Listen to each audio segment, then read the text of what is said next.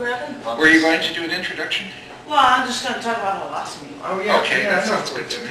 Do you see this hot hunk right over here? Ladies and gentlemen, I'm really looking forward to hearing this feature this evening, and I'm really looking forward to this man being really a regular feature. He's got a couple of books here, which I've seen before, and I think he's going to be reading from this feature this evening. So please, ladies and gentlemen, give it up for Ned Haggard! Woo!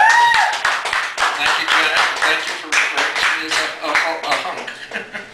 I think you're the first person that's ever said that. And I'm almost 65. Anyhow, thumbing through Volkmann Esser's Matisse. This is from The Weave of the Sea, which is for sale on the table. Except I think everybody here has had an opportunity to get it in the past and some have. I am tired. Slept little last night. Should have returned to bed after Cheryl called. I'm tired. Plague thought surface belly up like dead fish risen, bloated in a toxic river bordering industry. Ordinarily, viewing the vibrant colors in a Matisse painting would raise my spirits. Tonight, they frighten me. Seem too full of life to be trustworthy.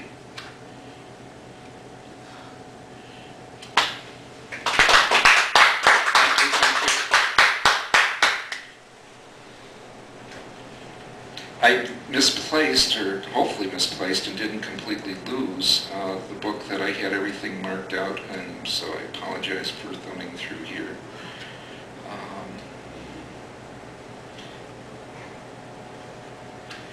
Melancholy in Manhattan, March 2003. Houston Street, early March chill breeze, backpack, vagabond. Katz's good old stacked corned beef sandwich not many years ago, $3.50 with a Coke and fries. Now $14.54, the sandwich alone.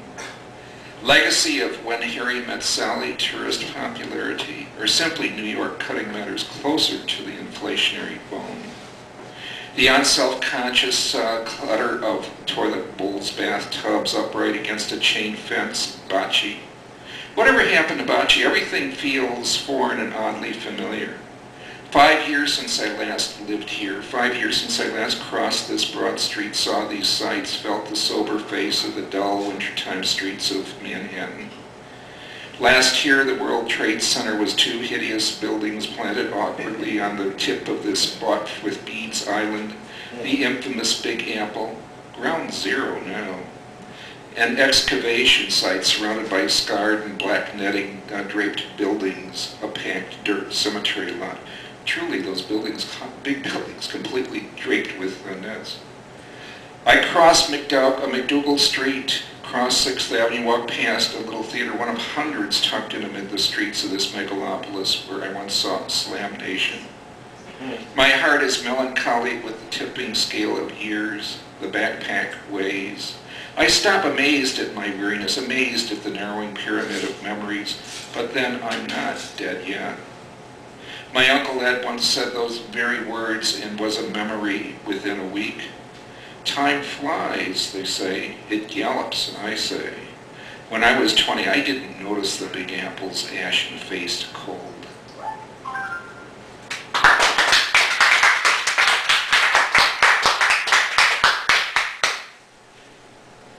I don't like biblical literalists, especially the ones that are so self-righteous and smug and think they know who's saved and who's damned.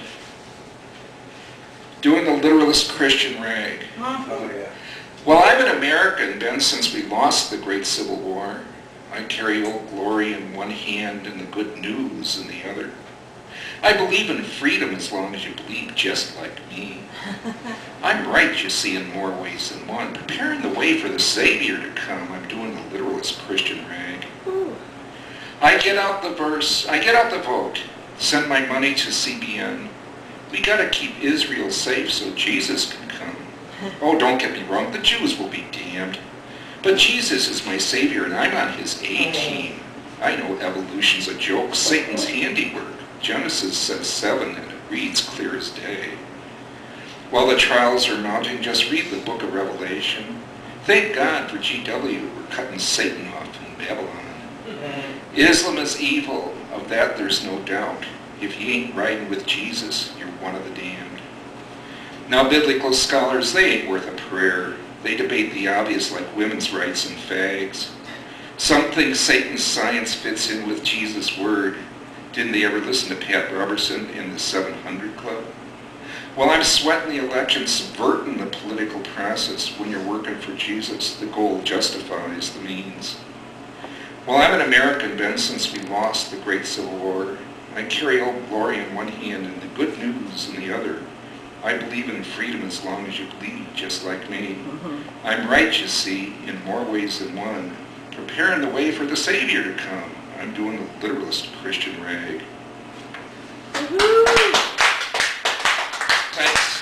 Yeah. I'm working on a mystery, and I'm going to read the beginning, and I'm going to read the end. And it's much longer than this. I just wrote some pages. I got to That organize. means we won't want to read the bill. Huh? That means we won't want to read the bill. You're reading the beginning, the end? I'm more curious about it. What's Okay. going Well, on? just read the end. Everybody, you're like, well, being silly. Anyhow, this is called Slaughterhouse for Lambs, Chapter 1. This is as far as I go, buddy, the driver said, shutting down the rig. Next exit, I'm heading south. Better chance for you here at the wayside than standing along the road. I could call for you, but I'm new to this route. First run, so it wouldn't do you much good. What's your name again? Chandler told him once more, I have floaters in my eyes. It doesn't affect my driving, but it does affect, it's like having occasional shades over my vision, not cutting off the vision completely, but shadowing it. So, excuse my breakup here from time to time. What's your name again? Chandler told him once more and was about to get out of the cab when the guy tapped him on the shoulder. You got enough dough? I've been on the short too. Can give you a few bucks. No, thanks. Mighty decent of you, but I'm okay. Chandler reached in and took the backpack from the floor of the cab, slipped into it. He reached in and shook the driver's hand.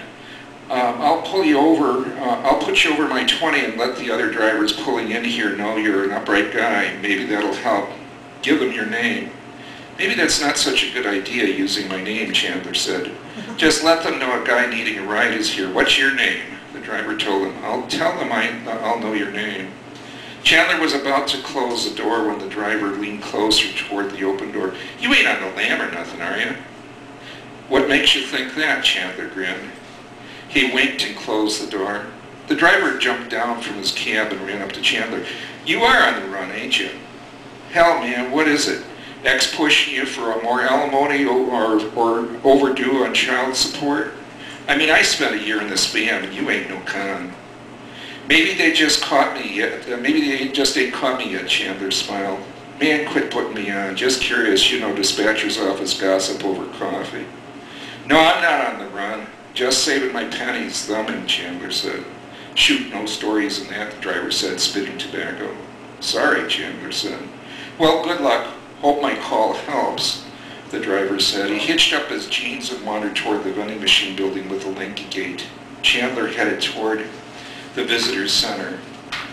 After he entered, he heard someone enter after him. He glanced back. It was a middle-aged woman, blonde, tall, and slender. She was comfortably dressed, dark blue slacks and a worn brown leather waist jacket open over a patterned scarf and a pale blue blouse. She looked neat but rumpled, like she'd been driving some distance.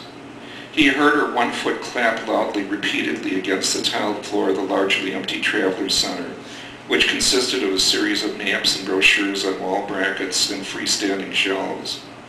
The grating was pulled closed over the counter of the information desk, not open on Sundays.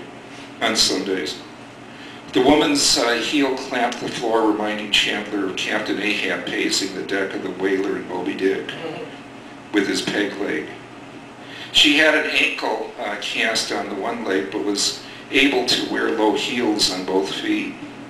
The two couples in the building wandered out, and only Chandler and the woman remained. As he made his way to the men's room, she followed. He turned. Can I help you? The woman ignored him and approached. She stood inches from him and searched his eyes. Chandler felt oddly fixed in place. She seemed to search just above his pupils. She turned and walked away. Chandler blinked and watched as she continued away from him.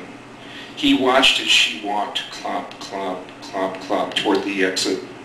Pushing through the inner glass and framed doors, Chandler lost sight of her before she exited the exterior series of doors. He began walking toward the doors, pushing through, entering the interim lobby. An elderly couple was entering. The woman was nowhere in sight. "Did you see the woman who just walked out of here?" he asked. They stopped and looked at one another, then at Chandler. "No one walked out of here," they repeatedly replied. "Not since we left our car. We would have seen anyone." Excuse me. "But," Chandler nearly stammered, "you sure?" "Yes, sir, we are," they said, almost in unison, glancing at one another again. The woman hesitated and asked, "Are you all right, young man?" Chandler raised his brows quickly. He shook his head slightly. As far as I know, ma'am." The woman's husband took his wife gently by the elbow and urged her on. They passed through the interior doors, her husband glancing back at Chandler with a confused expression. His wife glanced back at him too, then the doors closed behind them. Chandler went back in, giving them a moment to gain some distance. They'd seem uncomfortably puzzled.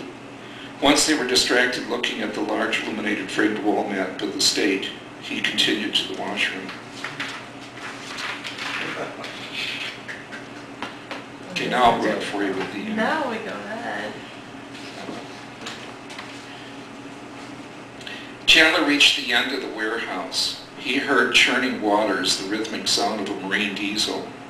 Over the silhouettes of more warehouses, vague, shadowy figures in the night, he saw the masked light of a river tug moving silently along the sight line of the roofs. He made way toward the sound of the tug's engine. Near he heard the rhythmic swoosh of the bow wave, the soft lapping of the waves breaking along the shoreline. As he got nearer, close enough now to hear the pistons working the diesel, he heard the clomping of what? The heel of a boot, a shoe? He recognized the sound. Yeah. The odd woman at the wayside. He turned, saw her shadowy form nearing him. He frowned, amazed, electrified. The hairs on his neck crawled. Was he hallucinating? He remembered the looks on the faces of the elderly couple. She stepped to him, searched his eyes, maybe 2 inches from his face. How could she see anything? She turned. Her clopping steps, maybe I made an editorial thing here, as relentless as on the floor tiles of the Wayside Information Building. "Who are you?" he called, leaning toward his voice. "Who are you?" he called again. The figure ignored him, then hesitated and stopped. She did not turn her head. "Death," she said, then started away from him, the sound of her heel resuming its even cadence. Before the shadows ended, she was gone. Oh. Anyhow, thank you. Wow. It's all we can do. I gotta tell you this, that actually happened to me in the Wayside. I didn't think she was deaf, but it was very weird. This woman just literally, I saw, she looked like she was looking for something. I said, "Can I help you?" She just completely ignored me. When I turned around, she walked up to my face, about 2 inches from me, looked into my eyes, then turned around and walked away. It was very weird, Oh but it my gave me gosh. that neat part of the story. Oh my God. Thanks once again. Is this the same evening?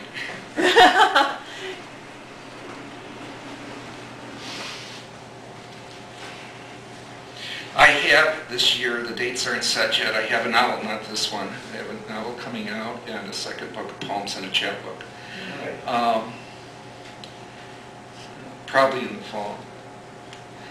The full collection of poems is going, not full collection, but not the chapbook collection of poems is going to be called Soft Shoe Shuffle. Excuse me.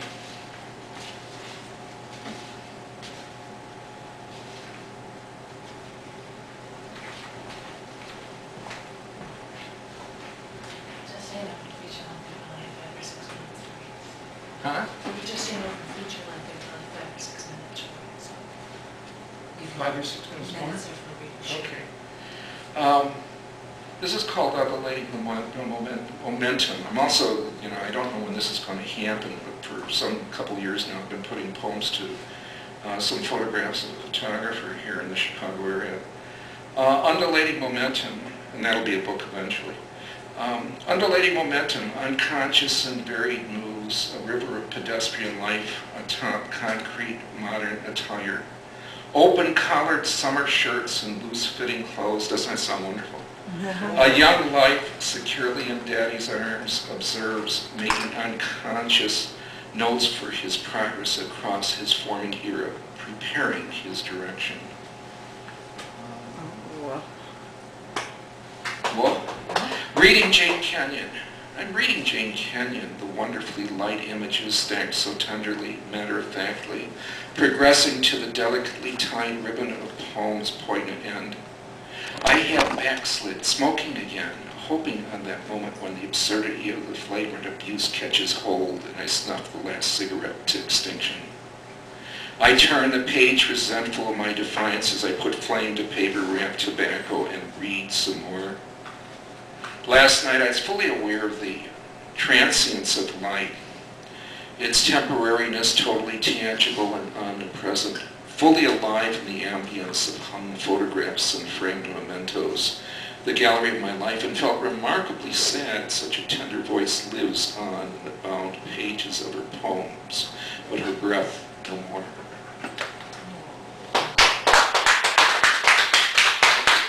By the way, if anybody's wondering, no, I'm assured I'm not going blind, but this is an annoyance. It's like these drifting little shades going over my vision from time to time. Not so much as I said, you don't have to worry, Bob. I can see where I'm driving. It's the floaters. It's the floaters. My mom had them too. My wife has floaters. I'd never heard of them.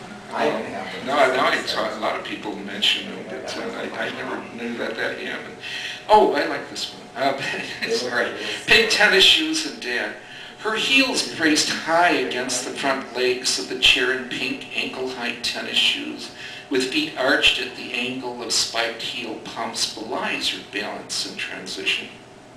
Seated across from Dad, she flips pages and after pauses and scans. Her eyeglasses frame evening, blue sky eyes. Strands of lacy blonde hair drift casually before her vision.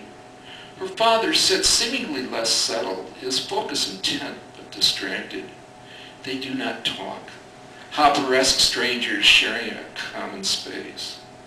Wordlessly, she rises, wanders away. Her father glances but doesn't look up until moments pass. He glances about hesitantly. He resumes his reading, an argument perhaps having forged the moment of this unease.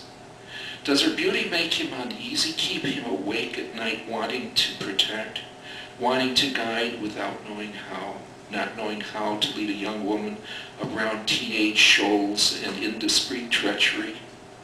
He searches again, concealed. She might be lingering between distant bookshelves or outside, popping gum or smoking a cigarette, inwardly delighted, so exasperated, sighing her father's latest overreaction to a girlfriend on the cell phone her dad had hesitantly bought for her.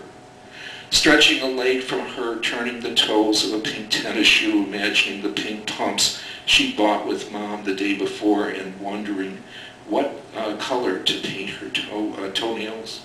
Once she relented and returned to the table, asking, "Dad, are you ready?" Still mad.